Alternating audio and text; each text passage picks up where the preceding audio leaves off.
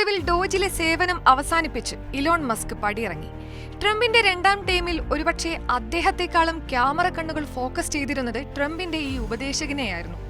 Trump അല്ലേ America ഭരിക്കുന്നത് എന്ന സംശയം ചിലരിലെങ്കിലും ഉയർന്നു.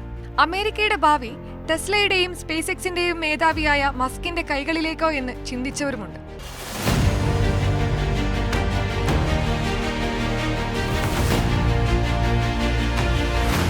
ഒടുവിൽ തന്റെ സേവനം അവസാനിപ്പിച്ച് മസ്ക് ഡോജിന്റെ പടിയിറങ്ങി. സർക്കാർ വകുപ്പുകളിലെ പാഴ്ചെലവുകൾ കുറയ്ക്കാൻ അവസരം നൽകിയതിനെ ട്രംപിന് നന്ദിയും പറഞ്ഞു. ഡോജിന്റെ പ്രവർത്തനം ക്രമേണ ശക്തിയാർജിക്കുമെന്നും അത് സർക്കാരിന്റെ പ്രവർത്തന രീതിയുടെ ഭാഗമായി മാറുമെന്ന പ്രത്യാശയും അദ്ദേഹം എക്സിൽ പങ്കുവച്ചു. സർക്കാർ വകുപ്പുകളിലെ പാഴ്ചെലവുകൾ കുറയ്ക്കാൻ രൂപീകരിച്ച വിഭാഗമായിരുന്നു ഡോജ്. സർക്കാർ വകുപ്പുകളെ കോർപ്പറേറ്റ് കമ്പനികൾ പോലെ വേഗതയും കാര്യക്ഷമതയും ഉള്ളതാക്കാൻ രൂപീകരിച്ച ബോഡി. വിവരസാങ്കേതിക വിദ്യയെ ആധുനികവൽക്കരിക്കുക, ഉൽപാദനക്ഷമതയും കാര്യക്ഷമതയും വർദ്ധിപ്പിക്കുക, പാഴ്ചെലവുകൾ കുറയ്ക്കുക തുടങ്ങിയ ലക്ഷ്യങ്ങളോടെയാണ് ഇത് രൂപീകരിച്ചത്. ടെസ്ല നിക്ഷേപകരുടെ സമ്മർദ്ദത്തിനിടയിലാണ് മസ്കിന്റെ പടിയിറക്കം.